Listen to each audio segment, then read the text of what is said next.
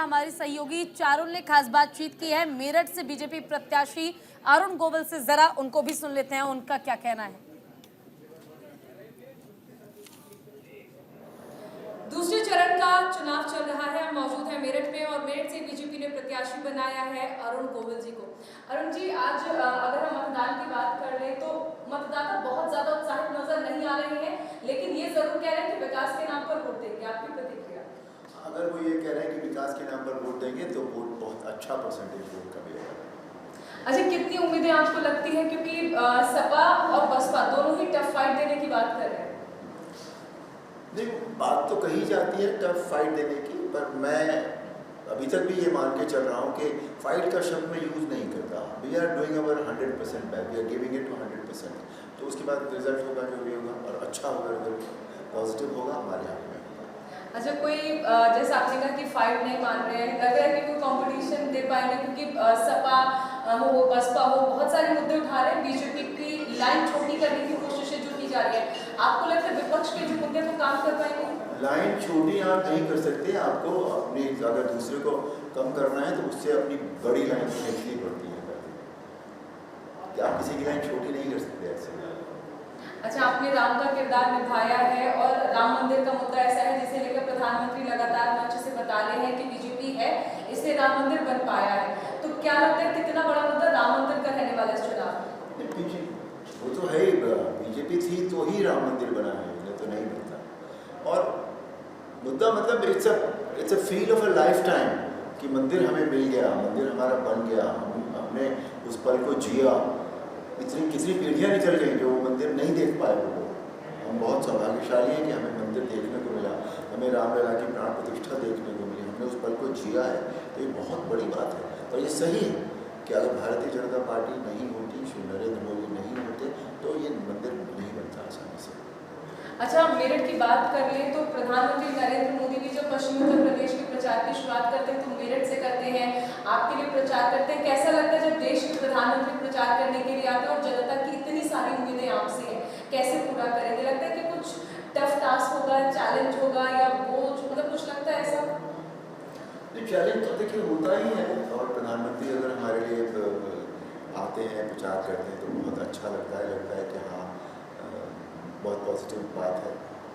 और दूसरा मैं आपको ये बताऊँ, चैलेंज है, होता ही है, किसी भी काम को लेते हैं तो उसमें थोड़ा बहुत चैलेंज तो होता है। लेकिन उन्होंने जो ऑलरेडी श्री नरेंद्र मोदी ने पूरे देश में और योगी आदित्यनाथ जी ने जो प्रदेश में जो विकास का एक शुरू किया है काम, विकास रथ उसे आप कह सकते हैं, जो चल रहा है और पिछले 10 साल से चल रहा है। योगी जी का 7 साल हो गए आज, उन्होंने कितना इसमें प्रगति की है, तो वो हमें बस उसी को कंटिन्यू करना है अपने यहाँ में।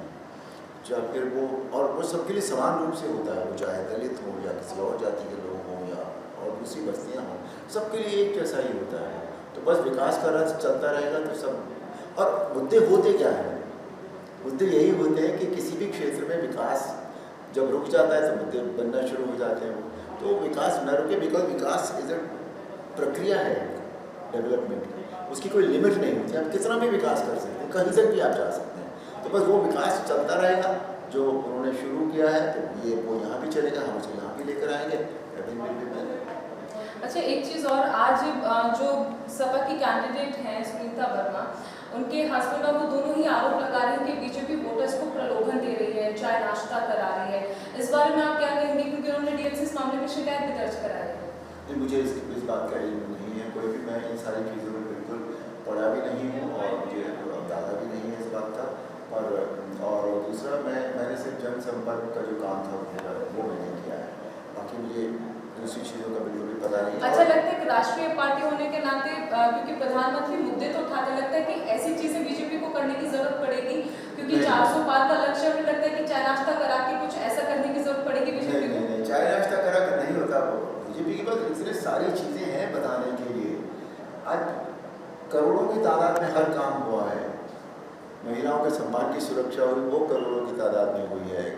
उज्ज्वला गैस दी गई, वो करोड़ों की तादाद में। गरीबों के लिए घर बने, वो करोड़ों की तादाद में हुई है। आज हाईवे, सड़कें, ये सब बनी, वो करोड़ों की तादाद में हुई है। मेडिकल इंश्योरेंस मिला, वो करोड़ों की। हर चीज़ जो है ना, इट्स टू बिग। उनके पास तो इतनी चीज़ें हैं, वो चाय नाश्ता से तो क्या होगा, कुछ भी नहीं होगा। वो ऐसा ऐसा काम नहीं करेंगे। मुझे नहीं लगता कि भारतीय जनता पार्टी को ये काम करने की ज़रूरत पड़ेगी। अच्छा, एक आखिरी सवाल, क्योंकि दिल्ली का रास्ता जो है सिंहासन का वो उत्तर प्रदेश से जाता है, तो 80 में से कितनी सीटें इस बार भारतीय जनता पार्टी जीतेगी? ओवरऑल तो 400 पार का नारा दे दिया एनडीए ने, लेकिन उत्तर प्रदेश में 80 में से कितनी सीट? 80 में से वाई नॉट 80, क्यों नहीं? हम इसकी कोशिश कर रहे हैं पूरी, तो हम ये मान के चलते हैं कि हम 80 जीतेंगे। चलिए, तो हमारे साथ हैं अरुण गोविल जी, जिन्होंने कहा कि 80 में से 80 सीटें इस बार भारतीय जनता पार्टी जीतने वाली है। कैमरामैन मनीष के साथ न्यूज़ इंडिया के लिए मैं चाहूँगा।